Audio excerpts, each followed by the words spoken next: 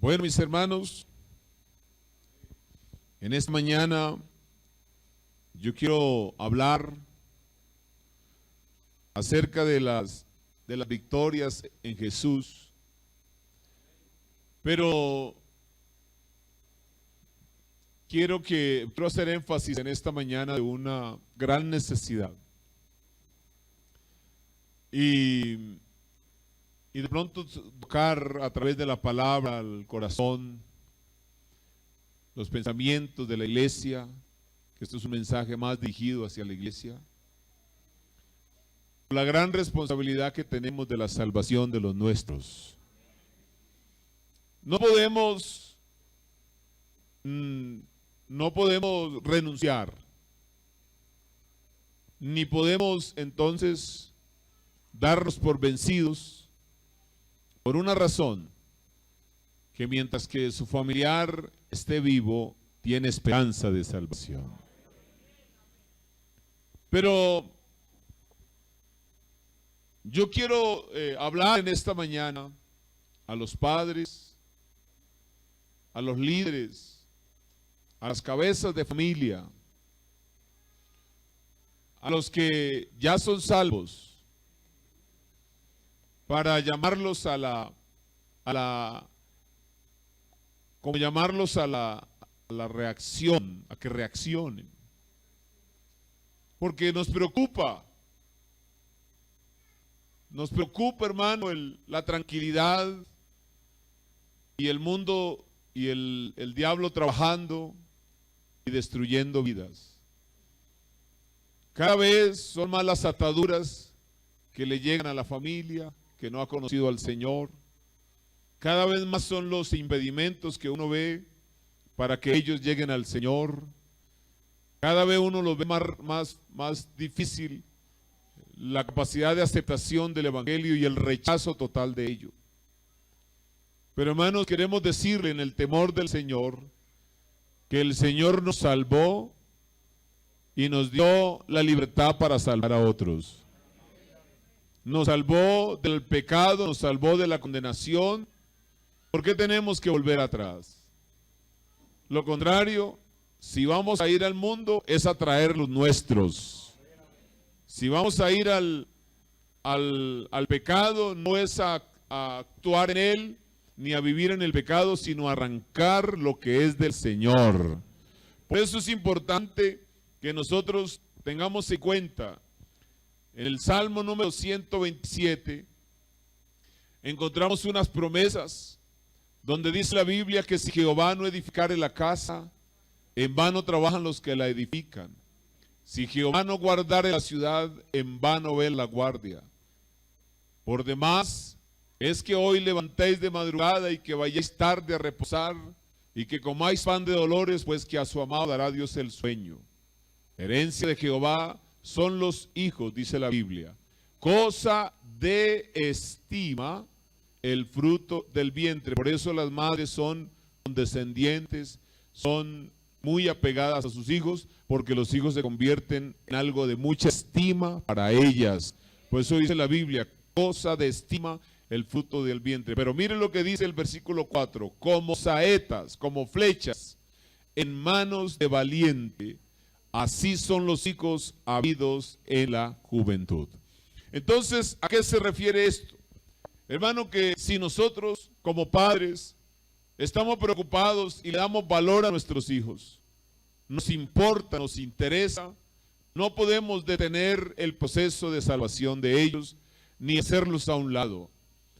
Esta generación que estamos viviendo el Evangelio, y hablo por mi caso, fue una generación donde nosotros, no sé si de pronto suena duro o si de pronto suena un poquito como extraño, pero nosotros nos obligaron a estar en la iglesia. Y decirlo obligarlo no es que era con una camisa de fuerza, ni era con un lazo, ni amarrados, ni atados, no, sino más fueron persistentes y más mantuvieron ese régimen ahí. Nos vemos en el culto. Mi padre salía y se iba y decía, allá nos vemos, los espero, y ahí de usted si no va. Pues cosas como estas, y estábamos allá, muchas veces uno llegaba apático, uno muchas veces llegaba con rebeldía, pero algo hacía Dios en ese salón con nosotros. Porque después de que estábamos allá, entonces conocimos al Señor y ese es el resultado de amarlo hoy de esta manera.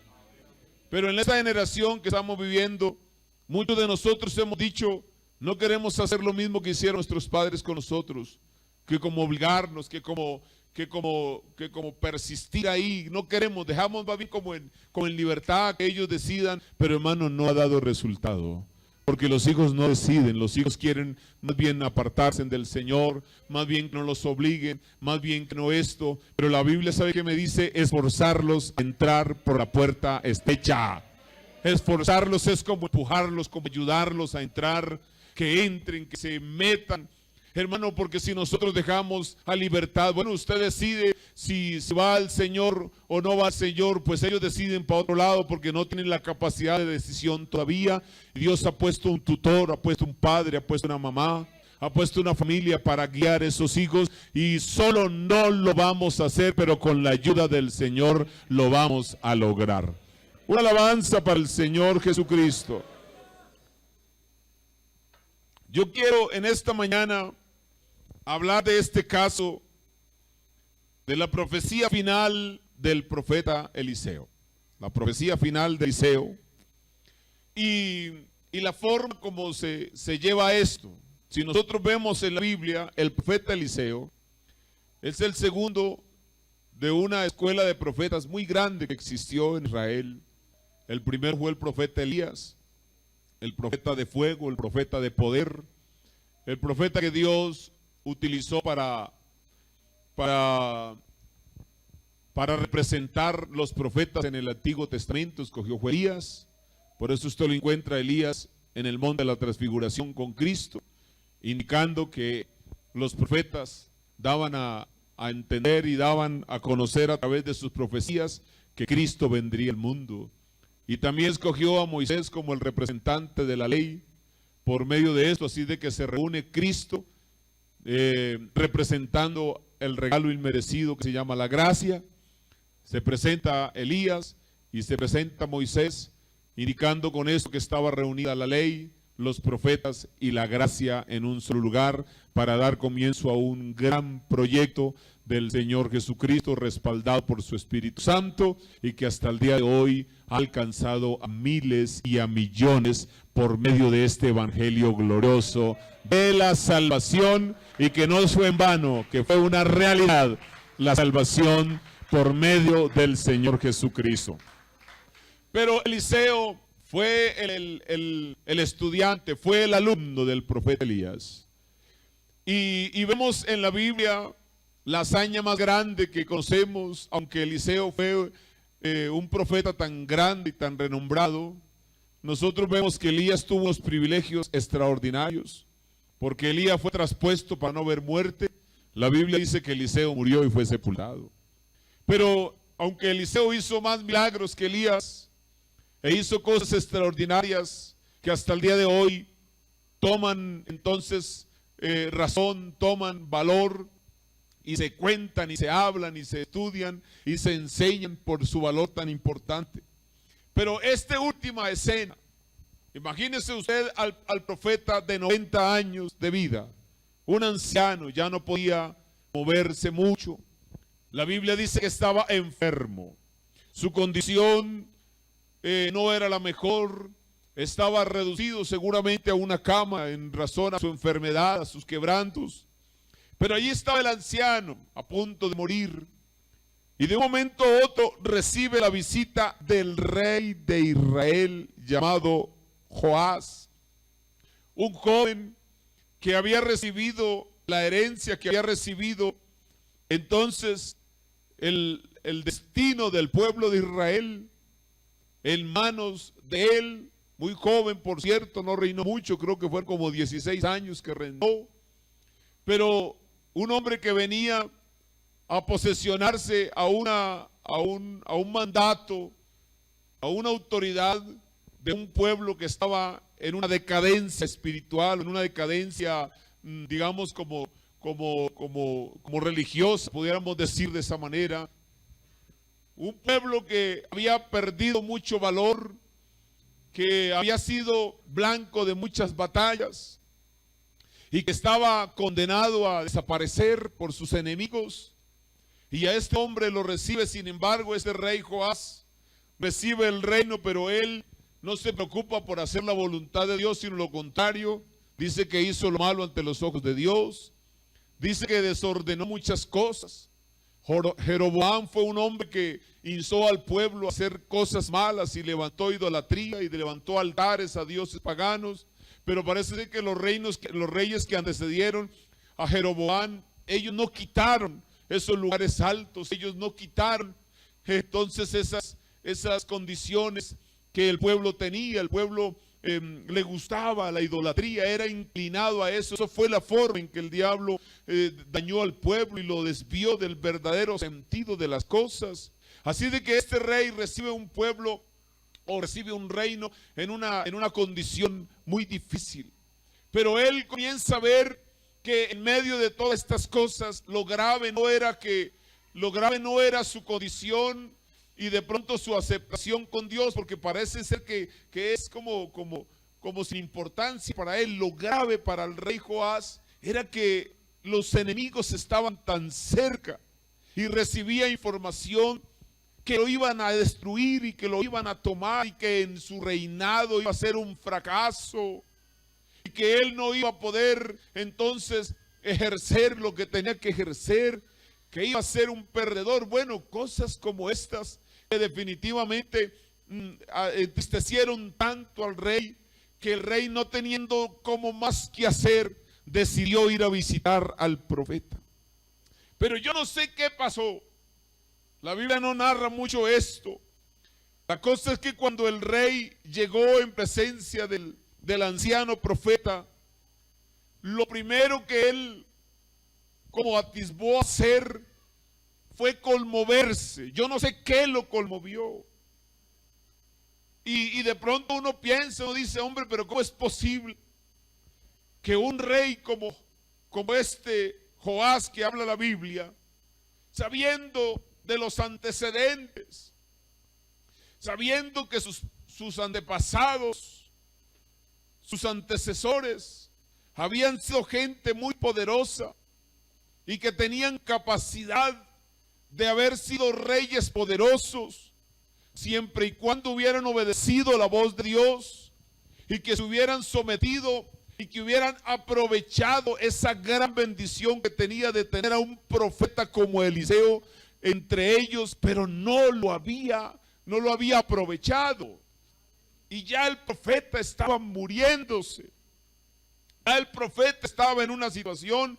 Yo quiero que usted me entienda, hermano, porque es que yo tengo el mensaje, lo estoy llevando verbalmente, pero en la mente llevo el hilo de tal manera que yo quiero que usted me entienda en esta época, que porque si usted, Dios lo puso, Dios lo colocó y lo ha puesto en un reino que se llama su hogar, lo ha puesto en una autoridad para que usted guíe a su pueblo, para que guíe a los suyos, para que guíe a su rebaño. Usted dirá, no, pero es que la cabeza es mi esposo, eso es así. Pero si espiritualmente usted es la cabeza, pues usted es la que tiene la responsabilidad de llevar ese reinado en su casa. Si no hay un esposo, si no hay un padre frente a sus hijos, pero hay una madre llena del poder del Espíritu Santo, pues a usted el Señor le ha encargado esa responsabilidad de guiar. Pero la pregunta es, ¿cómo está lo que recibió? ¿Cómo está su reino? Hoy en día, vuelvo al comienzo de lo que hablé, hoy en día vemos que no hay voluntariamente ese deseo de nuestros hijos y de nuestros familiares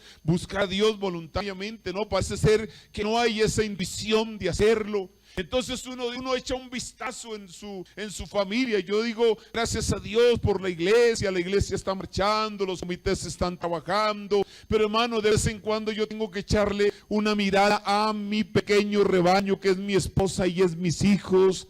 Y yo tengo que mirar y digo, ¿cómo está esa condición? ¿Cómo lo he manejado? ¿Qué es lo que Dios me ha dado? ¿Cómo lo he manejado para esto? Y de pronto veo entonces debilidades. De pronto veo entonces falencias, veo entonces me toca, como dicen, amarrarme los pantalones y empezar a dar autoridad, de decir: esto no lo voy a permitir en esta casa, esto no lo voy a permitir de usted, por una sola razón, porque yo tengo que darle cuenta a Dios de los míos. Por una sola razón, y es que yo sé cuál es el camino, porque yo ya pasé por ahí y me equivoqué, y no quiero que ustedes también se equivoquen. Pero eso choca, eso molesta, eso duele. Pero hermanos, si lo hago en la voluntad de Dios, si lo hago en obediencia a Dios, Dios va a respaldar lo que vamos a hacer. Dios va a dar la victoria que vamos a hacer.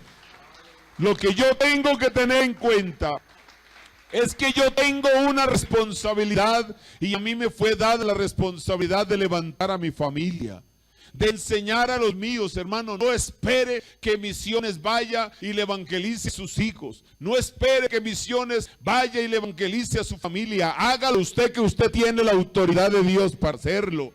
Pero si no tiene esa capacidad, yo le invito a que visite al que tiene el poder para ayudarlo y para orientarlo en esta situación. Pues eso fue lo que hizo Joás. Joás dijo: yo no sé qué voy a hacer. Yo no sé cuál será mi intención o cuál era la intención de él, pero él quería un reino bueno. Él quería tener victorias.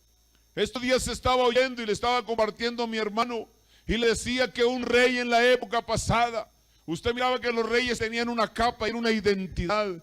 Y de acuerdo a la capacidad que el rey hubiera tenido en victorias, el largo de su capa era de acuerdo a la capacidad que hubiera tenido. Si hubiera tenido tantas victorias en tantas batallas, su capa era larguita. Si no había tenido, su capa era corta. Pero entre más victorias tenía con su pueblo, con su ejército, era un rey de capa larga que la arrastraba, y lo miraban y lo respetaban. Decía: ese hombre es muy poderoso. Pues ¿sabe qué dijo Isaías? Vi al Señor sentado en un trono alto, y su capa llenaba todo el templo.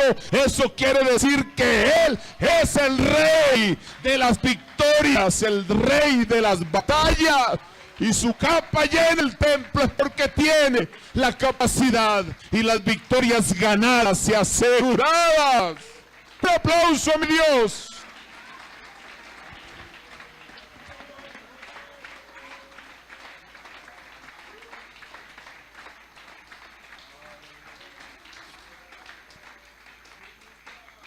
Ya se podrá imaginar usted cuál sería el sueño de cada rey. Yo sueño con tener una capa muy larga. Si quieres una capa larga, tienes que tener victorias. ¡Uy, santo!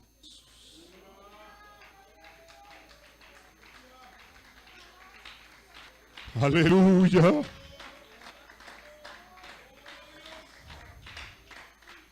Así de que Joás, yo no sé qué le dio. No fue a ir a ver al profeta porque estaba enfermo, no.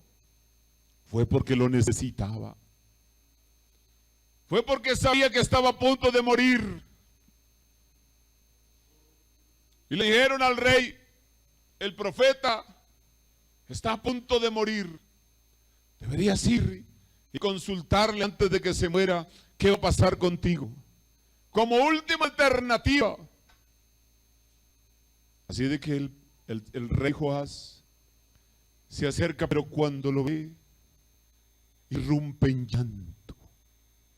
Algo lo conmueve. Y eso es lo que nosotros tenemos que evitar, y este sermón es para eso. Para que no espere que su hijo, mira, en la antenoche hubo que llevar a mi hijo porque tuvo un esguince en su pie, y lo llevamos a la clínica del Occidente y me quedé afuera esperándolos.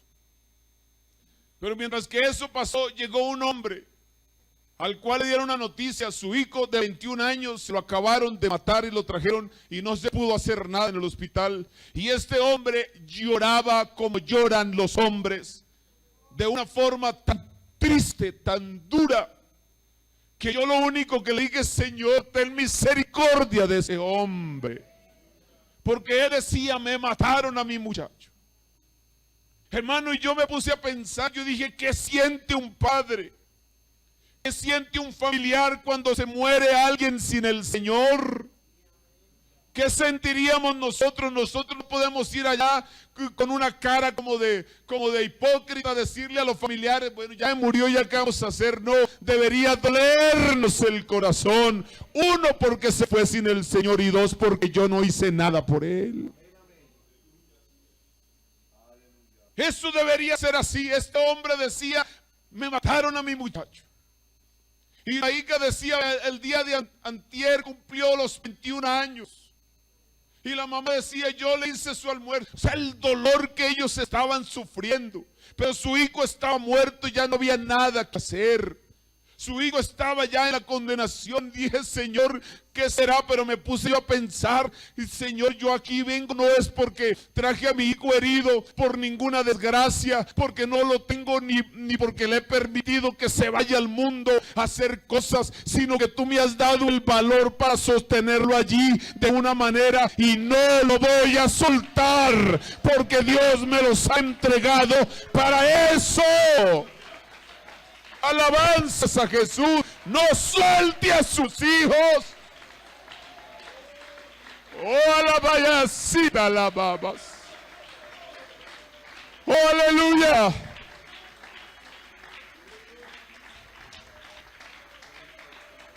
Oiga, el profeta estaba muriéndose en cama. Y llegó el rey. Y cuando lo vio, rompió en llanto. ¿Qué lo movió? Oiga, y mire estas palabras que utilizó. Cuando lo vio, le digo, Padre mío, carro de Israel y su gente de a caballo. ¿Por qué utilizó un rey esas palabras, si esas palabras eran propias de Eliseo? Y cuando las dijo Eliseo, había pasado unos años atrás. Creo que unos 40 o 50 años atrás, había pasado en que Eliseo, encontrándose en la última vez con Elías le dijo, hijo, dime qué quieres antes que sea quitado de ti. Y él sin rodeos, él sin vacilar, le dijo, yo quiero que una doble porción de tu espíritu repose sobre mi vida. Y el profeta le dijo, dura cosa has pedido. Pero si me vieres cuando fuere quitado de ti, se te será hecho. Y nunca lo dejó en adelante. Ahí estuvo todo el tiempo con él. La misma gente le decía, si sabes que tu Señor, los mismos profetas le decían, hijos de los profetas le decían, si sabes que tu Señor va a ser quitado de ti. Él decía, sí, calla, déjame, pero yo estoy aquí. Y el profeta le decía, vete Eliseo, quédate aquí porque yo me voy para... Digo, no, yo no te voy a dejar, yo me estoy acá contigo y vive el Señor. No quiero irrespetarte, no quiero desobedecer tus órdenes, pero por favor no me pidas que me alegue de ti porque me voy a quitar. No me voy a quitar, voy a quedarme hasta que vea lo que yo quiero. Hermano, y esta debe ser nuestra petición. Hermano, si usted necesita ir a salvar a los suyos, usted necesita una doble porción, la suya y la que va a entregarle a su hijo, para que lleve este evangelio, para que lleve esta palabra gloriosa. Dele ese aplauso al Señor Jesús.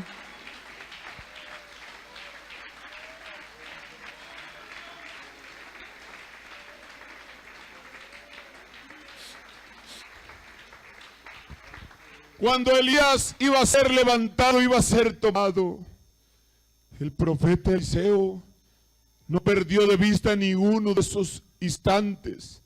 Y cuando resultó ese momento, cuando fue levantado el profeta Elías, Eliseo no atisbó sino a decir lo que sintió en su corazón, y le dijo, Padre mío. Él fue el que dijo, Padre mío, carro de Israel y su gente de a caballo.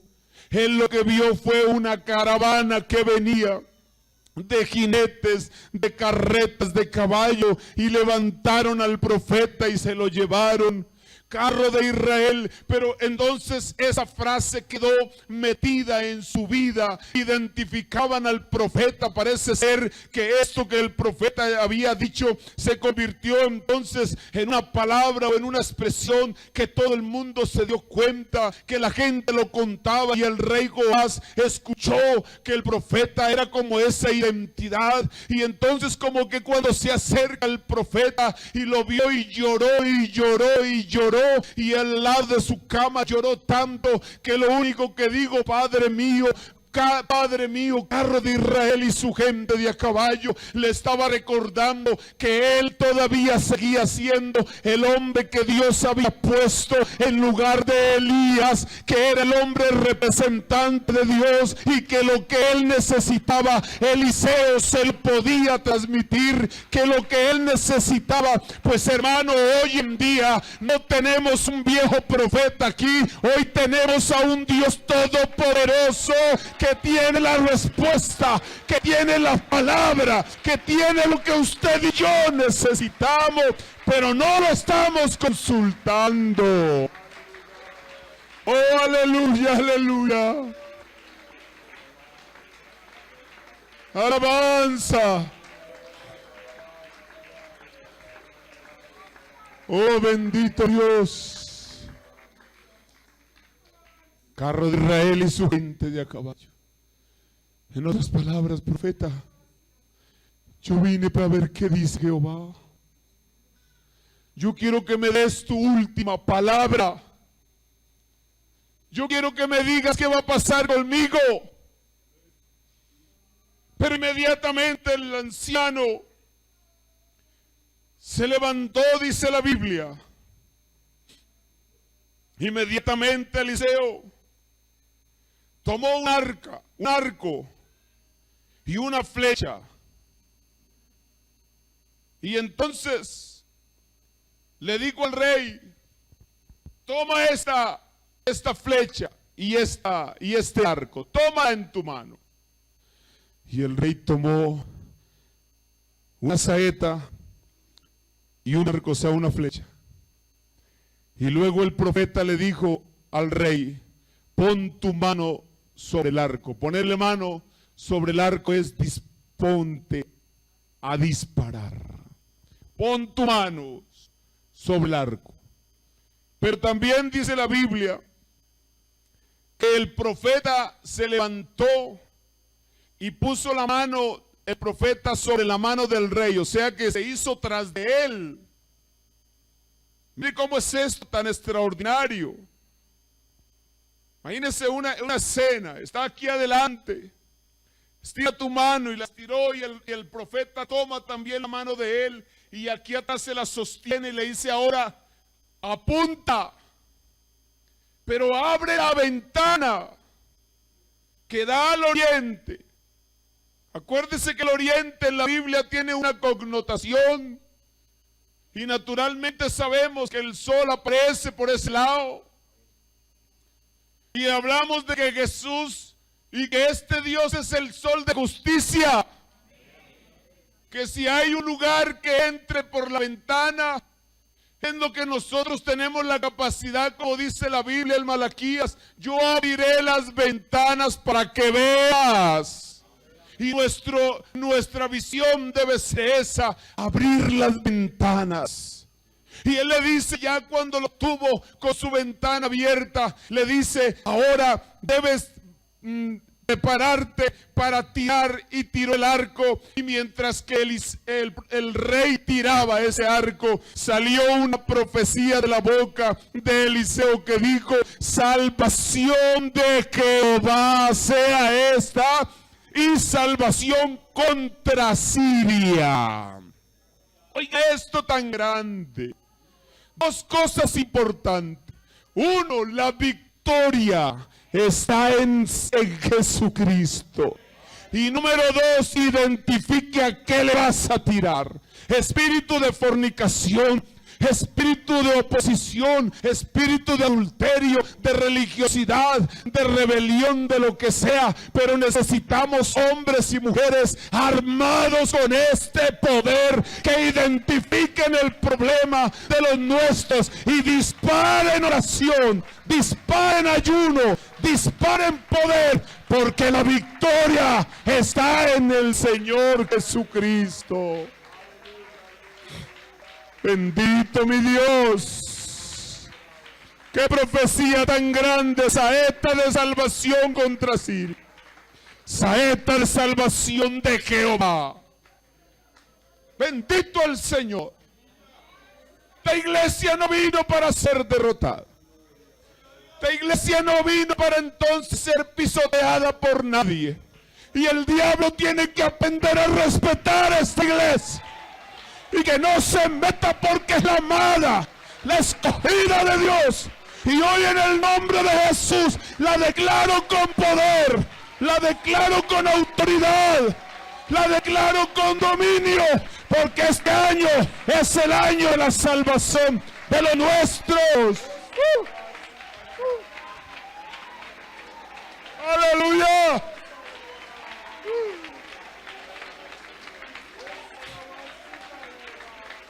Saeta de salvación. Hay poder en el nombre de Jesús. Hay poder en Jesús.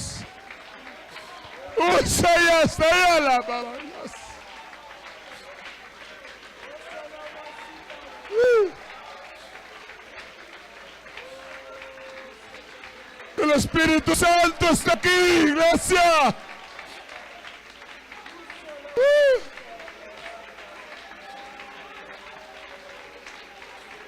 Saeta de salvación, Jehová.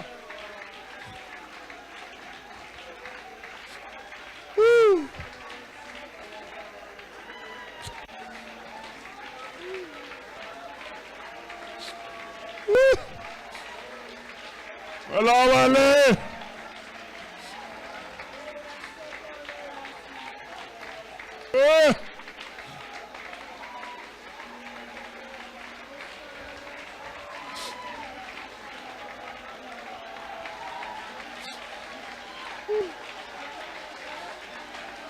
El Señor está en este lugar.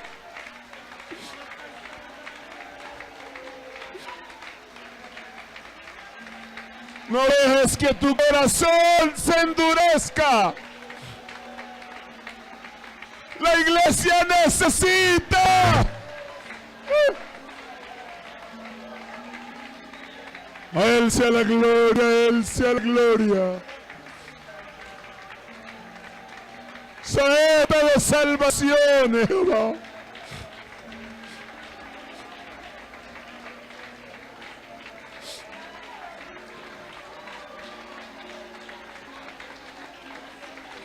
Alabanza.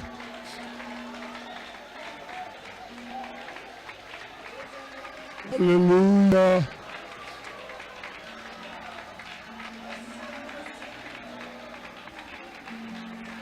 Es real que Él está aquí. Es real que el Señor está aquí. Permítame, predico la palabra. Permítame.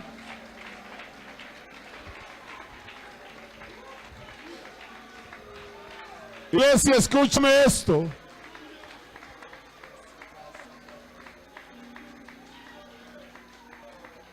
Saeta de salvación de Jehová.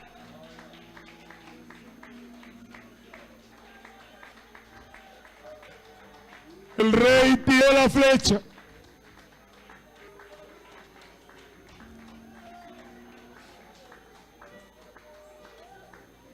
Pero ahí no terminó la profecía. Usted dirá, hermano, pero es que yo ya he evangelizado, yo he ayunado, yo he orado, yo he clamado, yo he llorado, yo he hecho de todo eso. Pero aún te falta hacer algo. Porque el profeta le dijo, ahora hijo, toma las saetas. Ya habló en plural, en cantidad.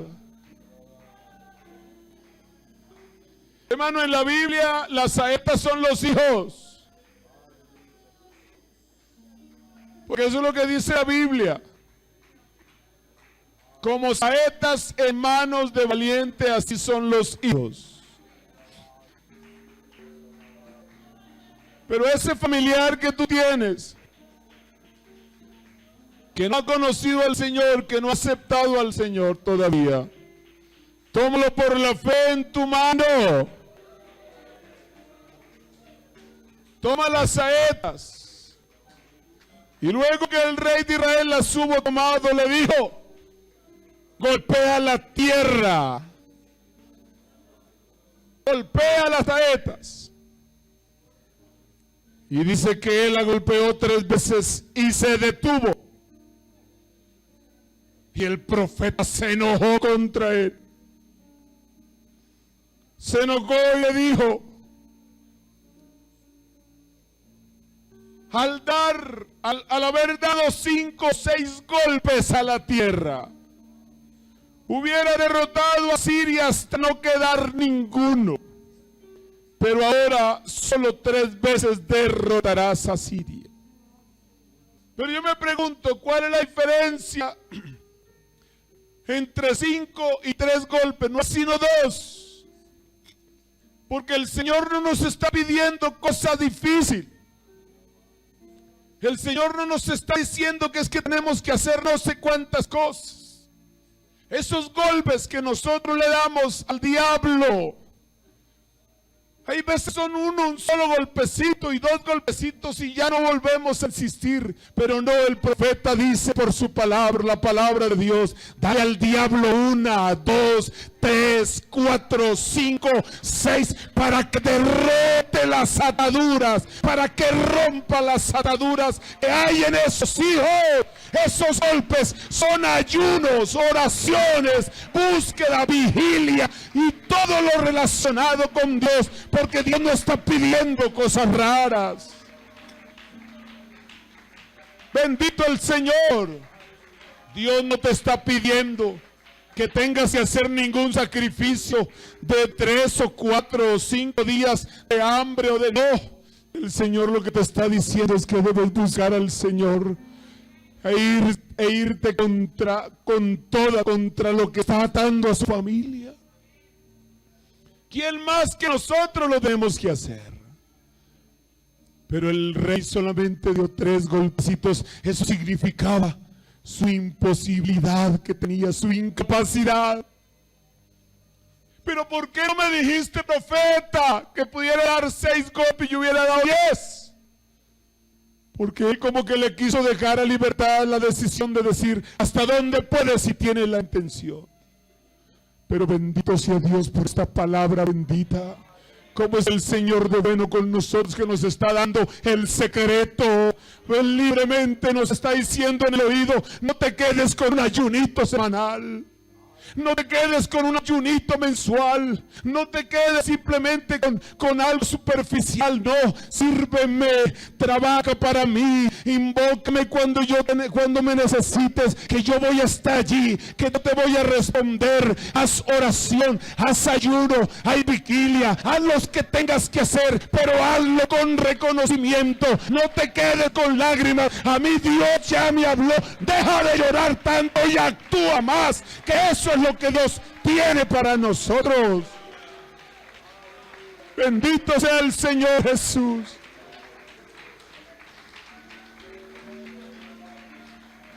A Él sea la gloria. Hay veces nos quedamos solo en lágrimas. Eso no sirve. El rey vino y se arrodilló, se sentó, se inclinó al lado del profeta y lloró mucho. Lloró. Pero cuando estaba en ese llanto, Dios le mostró que era lo que tenía que hacer y empezó a hablar cosas coherentes, a tomar en serio al profeta. Tú eres el hombre que un día profetizaste, hablaste, promulgaste una palabra y dijiste: Padre mío, carro de Israel y su gente de a caballo. Hermano, nosotros estamos teniendo en poco las palabras de nuestro Dios. Pero si nosotros vamos al Calvario, estamos teniendo en poco una palabra que Jesús dijo, y es: consumado es. Estamos teniendo en poco lo que Él dijo, y eso quiere decir: mi obra está terminada, se ha hecho, nadie me detendrá, se ha cumplido, morí, voy a morir, pero voy a resucitar, y las puertas del infierno se tienen que tener, porque Cristo se levantó a los 3 días y cogió las llaves del Hades, cogió las llaves de la muerte y las tiene en su poder, y Él dijo: ahora yo seré tu muerte. Ahora yo soy el que tengo el poder. Así que, hermanos, si nosotros no queremos actuar es porque de verdad no queremos. Pero la victoria la tenemos en el Señor. Es sencillo. Es de verdad sencillo lo que Dios quiere decir la palabra hoy. Detecta el problema que hay en tu casa. ¿Sí lo escucharon todos? Detecta el problema que hay en su casa. Y vayas hasta la presencia del Señor. Que Él no está ni agonizando ni se va a morir. Él está muy vivito. Y atentos oídos al clamor de los que le buscan. Vayas hasta su presencia. Hay veces a nosotros somos hasta cuestionados. Y somos señalados y entonces hasta nos critican. Pero yo quiero decirle algo. Hay veces, hermanos, nuestros hijos tienen cosas más heredadas de nosotros que cosas que a ellos le nacen hacer. Hay cosas que nuestros hijos en esta generación entonces hacen más, es porque entonces parece ser que nos vieron y dicen: pues mi papá está relajado, ni a culto va, pues ¿qué me va a motivar a mí? Porque son herencias que han adquirido y que usted hace sin pensar que usted se las va a heredar a él, pero él las toma y se apropia de esas cosas. No, porque como no ora, no, es que en la casa como nunca hay un devocional, nunca. Pero si hay espacio para programas miserables como los que se presentan en la televisión. Si hay horas de novelas, si hay horas de cosas. Yo me pregunto: ¿cómo puede Dios actuar en la vida de ellos si nosotros le estamos dando culto a otra cosa? Si nosotros estamos quitando el espacio de Dios en la casa por otras cosas. Usted no sabe qué hace su hijo en su cuarto solo, en el televisor, en el internet, con su teléfono. Pero déjeme decirle que hay un Dios que sí sabe. Y uno, por más que uno quisiera hacer más, pero el Señor le demuestra que la incapacidad nuestra es una realidad. Pero quiero decirle algo. Muchas veces nos subestiman, nos menosprecian. Nuestros hijos nos tienen en poca. Hoy en día incluso hemos visto hijos que irrespetan a sus padres y se les paran como cualquier otro hombre a retarlos y a maltratarlos verbalmente, a irrespetarlos. Pero el Señor, se ha olvidado que el Señor dijo algo muy respecto a esto, y es: honra a tu padre y a tu madre para que te vaya bien. Y número 2, para que sea larga vida sobre la tierra. Entonces, cuando yo veo a un joven o a una persona que muere joven, yo me pregunto: ¿qué pasaría con este joven? ¿Hasta dónde respetaría a su papá y a su mamá? ¿Hasta dónde fue la consecuencia que Dios dijo: no más? Porque si lo dejo mañana le va a pegar a ella y a otro y a otro. ¿Hasta dónde será eso? Pero yo pregunto: ¿quién es el culpable de eso? ¿Acaso no es usted y yo como padres? que hemos soltado el poder, hemos soltado la autoridad. Olvídese, hermano. Nosotros tenemos que tener una autoridad que Dios nos dio y hacerla valer por encima de lo que el mundo piensa. Que a mí me interesa lo que Dios piensa de mí. Y hubo un hombre que el Señor habló muy bien de él y le dijo: ¿no has considerado a mi siervo Job? Que no hay otro como él, justo, santo, apartado del mal, temeroso de Dios, y que en medio de todo retiene su integridad. No conozco a otro, dijo el Señor. Pero el enemigo le dijo: pero como lo tienes, ve bien. Pero el Señor le dijo: pues ahí está su salud, quítesela, pero no me quita la vida. Cuando le vino esa enfermedad, mi hermano, el propósito de la enfermedad de Job no era otra cosa sino escuchar de los labios de Job que maldijera a Dios. No más. Eso es lo que el diablo quiere escuchar de mi boca. Y por eso trabaja con cosas. Por eso manda mensajes. Por eso dispone e indispone la familia. Por eso hace cosas, nuestros hijos nos hacen cosas que a nosotros nos duelen. Y entonces uno termina diciendo: Dios, ¿de qué me va a servir que yo te sirva, que yo hago esto?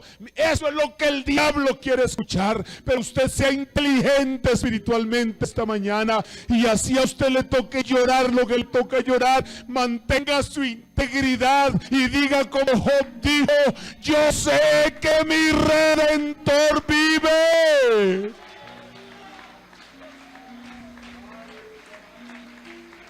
¡Aleluya!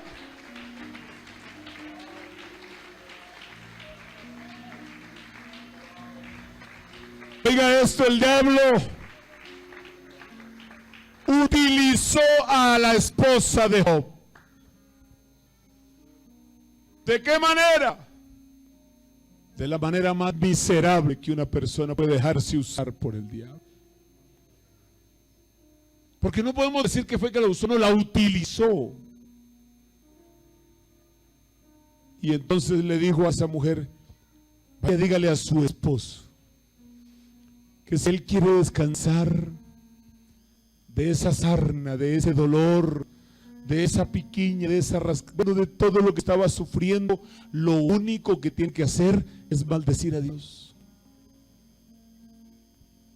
Y ella, muy oronda, le dijo: tengo la solución, viejo.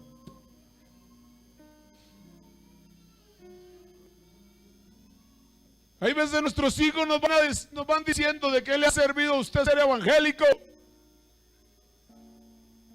¿Por qué? Porque ellos creen que ser evangélico entonces es sinónimo de ser rico. Porque entonces, si es evangélico, ¿por qué no tiene mucha plata? Déjeme decirle, amigo y joven que está aquí, que algo más grande que la plata y las riquezas se llama salvación de Dios.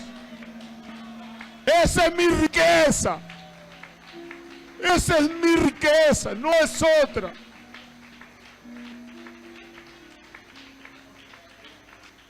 Y déjeme decirle que el diablo utiliza a los nuestros para cuestionar nuestra vida.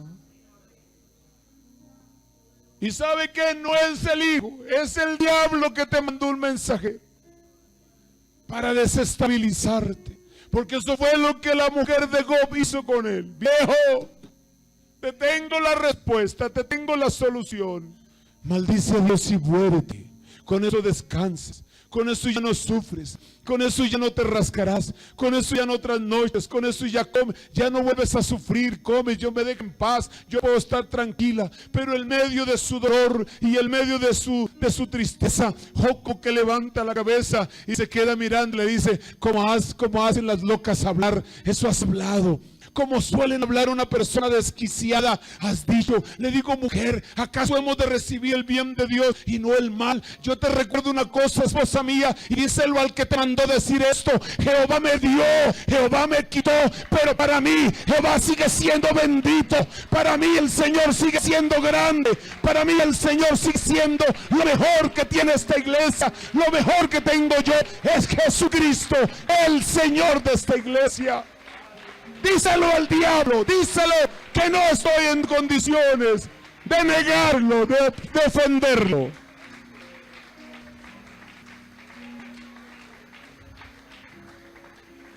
Al nombre de Jesús, la gloria. No quiero, no me traiga mensajeros, porque no voy a dejar al Señor. Y vemos el fin de Job. Murió lleno de riquezas. Murió lleno de hijas hermosas. El doble de lo que tenía. Pero más los grandes, descansando en los brazos del Señor. No lo maldijo. Y el diablo quedó avergonzado. Hermano, el Dios de Job es el Dios de esta iglesia.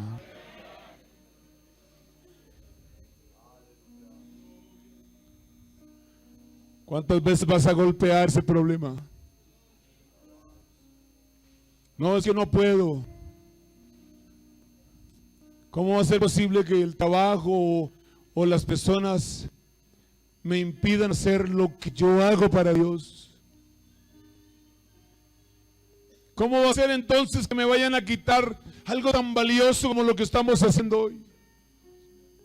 Pero hay personas que entregan fácilmente lo que Dios les da.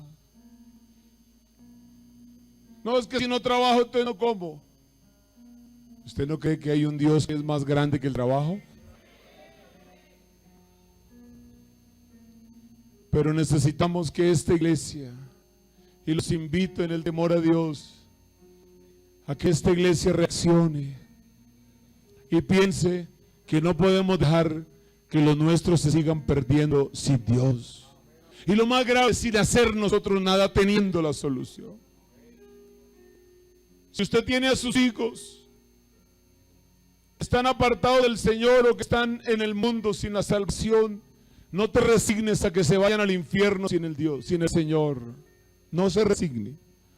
Toma esta mañana o este mediodía fuerza de Dios y haga un intento más a ver qué pasa. Pero te invito para que vayas a la presencia de Dios. Y lo primero que tienes que hacer es llorar para que se cumpla lo que el Señor dijo: no lloren por mí, sino por vosotras y por vuestros hijos, por los tuyos. El hombre endemoniado gadareno que fue libre le rogó al Señor y le dijo: déjame quedarme contigo, déjame estar contigo, yo te acompañaré, iré y haré un trabajo contigo como tú quieras. Y el Señor le dijo: me sirve más que vayas a tu casa y le cuentes a los tuyos cuántas cosas ha hecho el Señor contigo y cómo te pudo librar de esta locura. Y la Biblia dice que ese hombre se fue y no alcanzó a llegar a su casa, sino por todo Decápolis empezó a hablar: yo era el endemoniado gadareno, yo era el que estaba poseído por más de 2000 demonios, pero apareció Jesús, apareció el Señor, apareció la salvación y me dijo que sea libre, y hoy soy libre. Yo era el endemoniado al que todo el mundo le tenía miedo, ahora soy libre. ¿Por qué? Porque Cristo me hizo libre. Colócate en pie.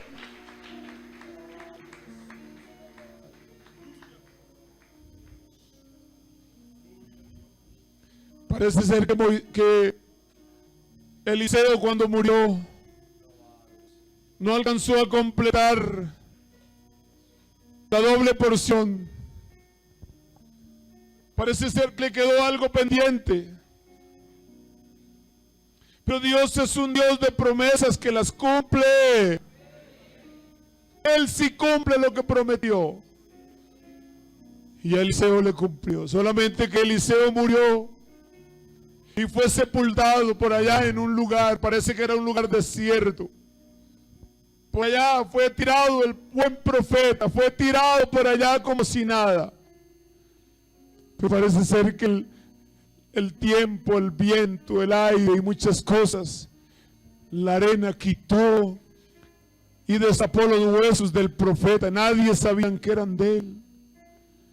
Pero un día iban con un cadáver, lo iban a sepultar, y cuando los que lo llevaban vieron una banda armada que venía a matar y acabar a todos israelitas, y ellos del susto tiraron el cuerpo de ese hombre que estaba muerto, lo tiraron en un hueco donde cayó, seguramente rodó, pero cuando ese cuerpo muerto tocó los huesos del profeta sin saber nadie que era, ese hombre se levantó de ese lugar, porque Dios le estaba cumpliendo y le estaba confirmando la doble porción. Lo que Elías hizo, más el doble de lo que él hizo.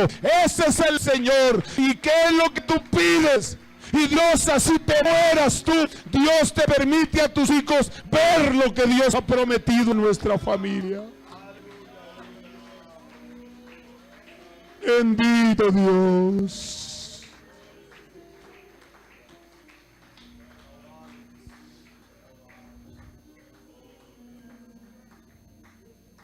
¿Quién quiere ir? ¿Quién quiere estar en la presencia del Señor, presentando ese hijo, esa hija?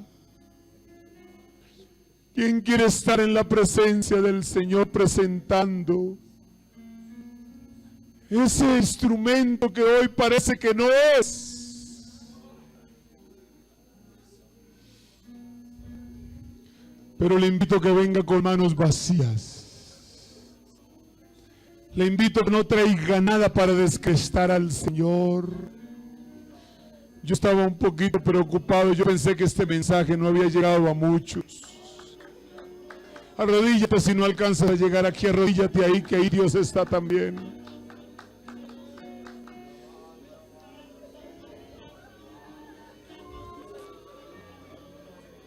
Ahora desahoga tu alma en Dios. Ahora desahoga tu alma en Dios esta mañana. Llora en la presencia del Señor.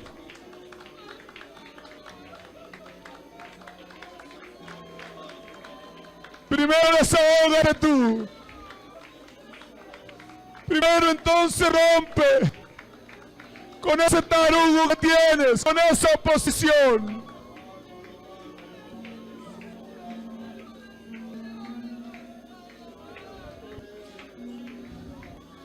Y prepárate a tomar el arco.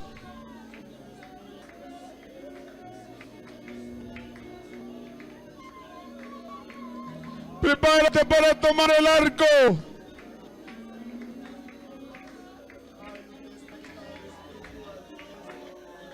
El Señor es nuestro hacedor. Aprópiate de esta promesa. Tu hijo es saeta de salvación. Tu papá es saeta de salvación.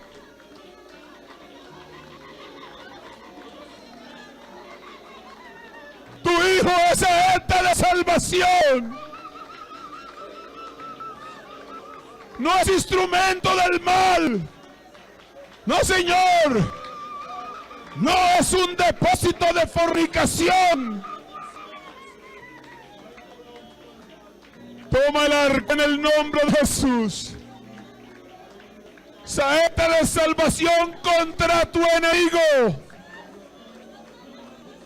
Contra la rebeldía. Contra la drogadicción. Contra los vicios.